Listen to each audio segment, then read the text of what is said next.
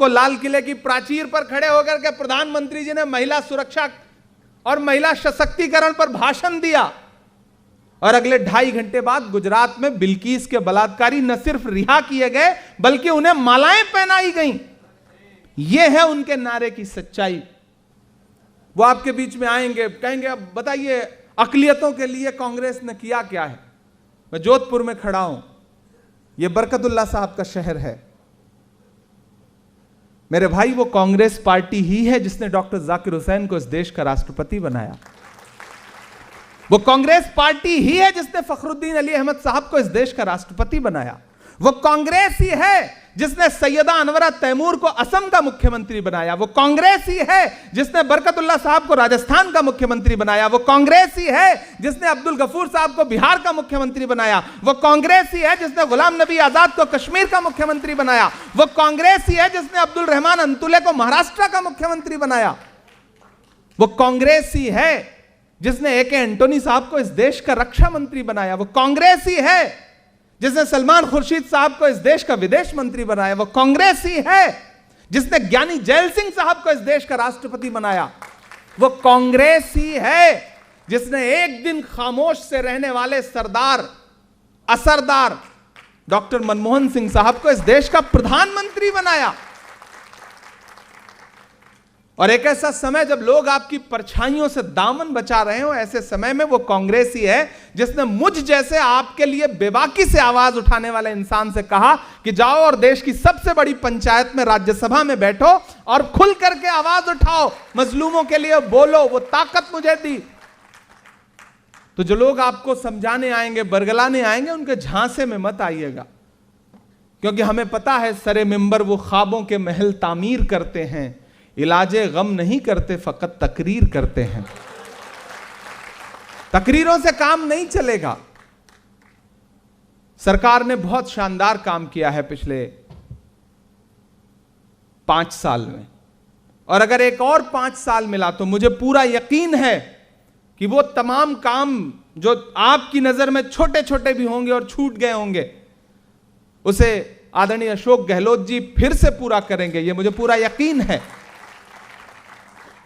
आप बैठे हुए हैं यहां पर, आप तो उस समाज से आते हैं जिसमें एक कौल है कि मजदूर का पसीना सूखने से पहले उसकी मजदूरी दे दी जाए। तो मुझे बताओ कि सरकार ने काम किया है या नहीं किया है? किया है ना। जब किया है तो फिर हक भी बनता है सरकार का कि वो आपके सामने जाए और आपसे अपील करे कि उसे एक मौका फिर से दी जाए। और जिम्मेदारी सिर्फ आप भर की कह लेने से खत्म नहीं हो जाएगी। इस सरकार की जो दिल्ली से आए हुए नेता रहेंगे केंद्र के, उनकी साजिशें बहुत बड़ी हैं। वो ऐसे ऐसे झूठ बोलेंगे कि आप झांसे में भी आ जाएंगे। तो इसलिए सतर्क रहना है, होशियार रहना है। अपनी आंखों में 2 चेहरे रखने हैं। एक तरफ राहुल गांधी जी का चेहरा रखना है, जिस शख्स ने 4000 किलोमीटर पैदल, जब वो चलते थे तो मैं उनके साथ चलता था और बार बार मैं राहुल गांधी को पैदल चलते हुए देखता था, और मुझे नरेंद्र मोदी जी के वो जुमले याद आते थे कि जब वो कहते थे कि राहुल गांधी तो शहजादे हैं, राहुल गांधी तो राजकुमार हैं। तब मेरा मन करता था कि मैं नरेंद्र मोदी जी से कहूं कि प्रधानमंत्री जी, आप जिसे राजकुमार कहते थे, जिसे शहजादा कहते थे, वो एक टी-शर्ट में हिंदुस्तान की सड़कों की धूल फांक रहा है, और आप जो खुद को फकीर कहते थे वो 10 लाख का सूट पहन करके 8,500 करोड़ के विमान में पूरी दुनिया घूम रहे हैं। तो फिर असल राजकुमार कौन है और असल फकीर कौन है, इसका फर्क हिंदुस्तान समझ जाए। व्हाट्सएप यूनिवर्सिटी के जरिए, सोशल मीडिया के जरिए, आईटी सेल के जरिए जो कचरा परोसा गया राहुल गांधी जी के बारे में, वो धीरे धीरे साफ हो रहा है। निकलना है? वो धीरे धीरे साफ हो रहा है। मैं राजनीति में नहीं था, मेरा कोई राजनीतिक, मेरे परिवार का भी, मेरे खानदान का भी कोई सियासत से लेना देना नहीं था। मैं बहुत एक सामान्य परिवार से हूं। 2018 में जब पहली बार राहुल गांधी जी से मुलाकात हुई तो उनसे मिलने के बाद 2-3 मुलाकातों के बाद मुझे लगा कि एक बार हिंदुस्तान का हर शख्स अगर राहुल गांधी से मिल ले तो राहुल जी के बारे में जो परसेप्शन है, जो सोच है, जो नैरेटिव है, वो एक झटके में बदल जाएगा। लेकिन मैं जानता था कि व्यक्तिगत मुलाकात मुमकिन नहीं है। शायद वो मेरे दिल की आवाज थी और वो राहुल जी के भी दिल की आवाज थी कि उदयपुर चिंतन शिविर के बाद उन्होंने फैसला किया कि हम भारत जोड़ो यात्रा के लिए निकलेंगे। तो राजस्थान वालों, आपको इस बात की बधाई कि भारत जोड़ो यात्रा की सोच जहां से पैदा हुई वो मिट्टी भी राजस्थान की है। और जब हम कर्नाटक पहुंचे थे तो हमसे एक साथी ने कहा कि इमरान साहब पैदल चल रहे हो, क्या सोच रहे हो? मैंने कहा कि मैं तो शायर हूं, मैं तो बस ये सोच रहा हूं कि जो हर जालिम से टकराएगी वो आंधी बनाऊंगा। नए अंग्रेज आए हैं, नया गांधी बनाऊंगा। मैं तो ये सोच के चल रहा हूं उस शख्स के पीछे। और राहुल जी जब अपने पांव के छालों की परवाह किए बगैर चल रहे थे, नारे लगाते हुए हम सब उनके साथ चल रहे थे कि नफरत छोड़ो, भारत जोड़ो, तो फिर एक नारा बीच में और जुड़ा कि नफरत के बाजार में मोहब्बत की दुकान खोल रहा हूं, और वो नारा भी राजस्थान में ही आकर के जुड़ा। तो राजस्थान वालों, आपका बड़ा एहसान है इस यात्रा पर। आप इस यात्रा को खूबसूरत बनाने वाले और इस यात्रा का डिजाइन तैयार करने वाले लोग हैं। इसलिए मैं आपके बीच में खड़ा होकर के आपसे यह कह रहा हूं कि इस इलेक्शन में सिर्फ वोट देने भर की जिम्मेदारी आपको नहीं समझना है। आपको अशोक गहलोत बनना है, आपको राहुल गांधी बनना है। उस सोच के साथ इस इलेक्शन में जाना है। आपको इमरान प्रतापगढ़ी बनना है, इस सोच के साथ इस इलेक्शन में जाना है। क्योंकि आपने अपना स्टेट जितनी ताकत के साथ फिर से वापस सरकार लाए, उतना ही दिल्ली में बैठी हुई हुकूमत कमजोर होगी। वरना हुकूमत के इरादे अच्छे नहीं हैं, आप जानते हैं। पत्रकारों के घरों पे छापे हैं, उन्हें जेल भेजा जा रहा है, अपोजिशन को कुचलने की जितनी साजिशें हो सकती हैं वो सब की जा रही हैं। ऐसे में ये जो 4 राज्यों के चुनाव हैं, और उसमें खास तौर से राजस्थान बहुत मायने रखता है, क्योंकि राजस्थान में एक रिवाज रहा है।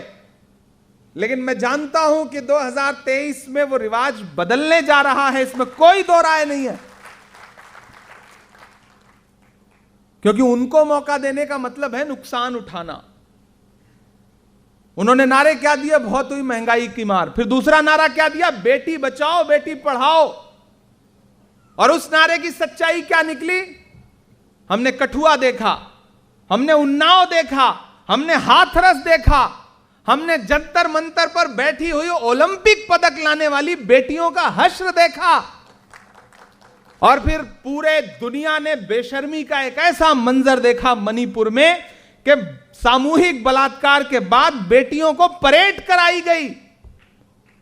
यह है उनके बेटी बचाओ बेटी पढ़ाओ नारे की सच्चाई। और फिर हफ्ते भर पहले हमने उज्जैन भी देखा कि एक बिटिया बलात्कार के बाद कई घंटे गुहार लगाती रही, कोई मदद के लिए तैयार नहीं हुआ। यह है उनके नारे की सच्चाई। और तीसरा नारा क्या था? सबका साथ सबका विकास। वो नारा तो और ही कमाल का था। जब उन्होंने ये नारा दिया तब पार्लियामेंट में, राज्यसभा में भाजपा के 3 मुस्लिम सांसद हुआ करते थे, एमजे अकबर, मुख्तार अब्बास नकवी और सैयद जफर इस्लाम। आजकल तीनों कहां हैं आपको भी पता नहीं होगा, दूरबीन लेके ढूंढिए तो नहीं मिलेंगे। यह है इस नारे की सच्चाई। इस नारे की सच्चाई यह है कि 15 अगस्त को लाल किले की प्राचीर पर खड़े होकर के प्रधानमंत्री जी ने महिला सुरक्षा और महिला सशक्तिकरण पर भाषण दिया, और अगले 2.5 घंटे बाद गुजरात में बिल्किस के बलात्कारी न सिर्फ रिहा किए गए बल्कि उन्हें मालाएं पहनाई गईं। यह है उनके नारे की सच्चाई। इसलिए आपको जिंदा दिली के साथ, हां इसमें कोई दो राय नहीं, कि अपने हक के लिए लड़ना है, आवाज उठानी है। मिराज साहब का एक शेर है कि जिंदा रहना है तो हर सांस हुकूमत से न मांग, असल मुंसिफ है खुदा, रहम अदालत से न मांग। जिंदगी भीख अगर है तो न मिलना बेहतर, और अगर हक है तो फिर इतनी शराफत से न मांग।